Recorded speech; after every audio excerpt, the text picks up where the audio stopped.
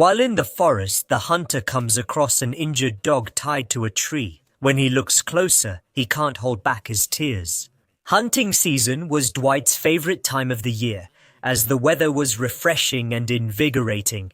And after a week of rain, he was ready to face whatever fate had in store for him, hoping it would take the form of a wild deer. A 150-pound buck in its prime. But when Dwight followed the red trail, his ears picked up a strange sound he couldn't quite identify. The high-pitched whining was coming from behind the big redwood tree, so he rushed toward it to find out what it was. The sight he saw on the other side of the tree saddened his heart and brought him to tears. It was a skinny, exhausted dog, tied to the tree with a leash so tight that it painfully cut into her skin. Her face and the side closest to him were marked with deep, angry scratches. But worse than that, there was a litter of newborn puppies blindly searching for warmth and milk from their poor wounded mother. As a devoted hunter and an expert in the wild, Dwight had made it a habit in his life to always be well prepared for his trips. But in this case, it was hard to know where to start. The dog looked scared of him and quickly pushed her puppies behind her as she struggled to stand. Dwight took a small pack of dried beef from his pocket and approached her slowly, letting her smell the meat. When she bit into it, he gently patted her to show her he meant no harm, while quietly opening his bag. He took out his pocket knife and began to free the mother dog. He had to work very carefully to avoid hurting her, and when he put his hand on her to hold her still, he could feel her frightened trembling under his fingers.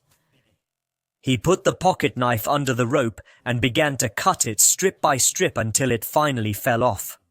Now, he could see that the rope had caused broken wounds that went all the way around her neck. But as soon as she was freed, the mother dog completely ignored her own ordeal, focusing all her attention on her terrified and shocked puppies. Dwight waited while she sniffed each puppy and reassured them with a few licks. Since there was no bowl, Dwight emptied his lunchbox and poured some water into it, which the mother drank within seconds, and Dwight quickly poured more water. The puppies started crying for their mother's attention, and she began sniffing them. There were 5 of them, but she was especially interested in a small puppy whose face was darker and more wrinkled than the others, and who wasn't crying like the rest. While she was busy with her puppies, Dwight conducted a discreet examination of the mother's wounds and suspected that she might need stitches for at least one of them and most likely injections to prevent infection. He had no idea how she got these injuries, but given their nature, he suspected she might have gotten them while trying to break free. Dwight had some gauze in his bag, and at that moment, it was better than nothing. He unwrapped the gauze and used it to cover her worst wounds. Who left her alone in the middle of the forest with a pregnant belly, without food or water? It would have been better for him not to return to this road, he thought. As soon as he finished bandaging the mother's wounds, he gathered all the puppies in his parka and returned to the road he had come from, heading toward his big vehicle, just as he had hoped. The mother trotted after him to stay with her little ones, moving slowly so she wouldn't tire herself after her terrible ordeal. At the parking lot, the mother dog suddenly seemed to reconsider, perhaps because she had been brought to this place in a vehicle very similar to his. And now she began to think that her rescuer might not be trustworthy after all. White opened the door and placed the basket carrying the puppies on the back seat. The mother barked anxiously, and upon hearing her voice, the little puppies started crying again. "It's okay," he said. "I won't hurt you. I want to help you." But the mother dog became more and more nervous. He tried to guide her toward the car, but she jumped up on her hind legs and leapt several yards away from the vehicle. Disturbed by their mother's behavior, the puppies squirmed everywhere and were now barking loudly. The mother stood a little distance away from his car. She was barking at the wire, as if he were the villain of the story. Then he remembered that he had another bargaining chip in his favor. A large amount of dried venison that he made himself. He had never met a dog that could resist it, and since the dog had already devoured the small snack he had offered her before, he was very confident that she would like this as well. He retrieved a few pieces from the bag, and as he approached, she unleashed a barrage of barking at him. He quickly took a piece and tossed it toward her, then turned away. It's up to her. Now, by the time he approached the puppies again, the mother dog was walking beside him. He praised her and gave her another piece of jerky. This time she took it from his hand, and he praised her again. The mother dog let out some anxious barks, then jumped in. She leapt onto the back seat. He closed the door behind her and got into the driver's seat. Dawaya's first destination was the Parkside Animal Clinic, where he faced another challenge in convincing the mother dog to go inside. It seemed that she really had trust issues, and it was no wonder, considering how cruelly she had been treated by her previous owner. He had to get more dried venison. To achieve this, the veterinarian examined the mother dog for any postnatal complications and checked each puppy individually.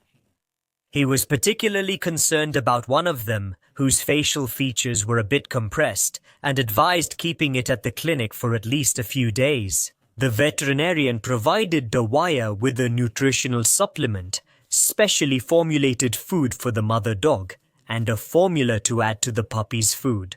He treated the mother dog's wounds, which fortunately only needed a few stitches with proper food and care. The mother dog recovered quickly, and all her puppies were healthy, even the puppy with the squashed face who survived to everyone's surprise. While the mother dog was recovering, Dwight was able to focus on her hidden talents. Her intelligence and natural speed made her a natural choice. As a hunting dog, a friend who trains hunting dogs advised him to bring her every week for training. The mother dog passed every test, and the two men realized that she had been a hunting dog before, perhaps abandoned because her pregnancy slowed her down. Strangely, her previous owner didn't realize he had a gold mine in his hands. Because of her talent, her puppies were quickly adopted too. They could have been sold for a high price, but Dwight decided against it. The mother dog stayed with him. Of course, without a doubt, that first bag of dried venison played a big role in her loyalty. She recovered well from her wounds, although there was a scar on her throat that remained visible for a long time afterward, even though Dwight never found out who had left her tied up. There was some evidence. This was a small community, and there weren't many hunters around who brought dogs with them.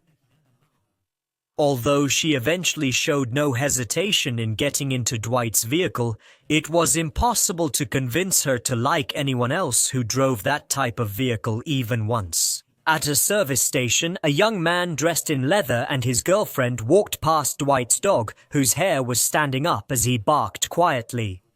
He was tempted to leave the vehicle and confront them, but in the end, he just ran his hand over her face and gave her another piece of dried venison. Fortunately, she stopped barking immediately. Over time, the memory of their painful meeting turned into a joyful occasion, and they would face the future without reservations. A touching and bitter story at the same time.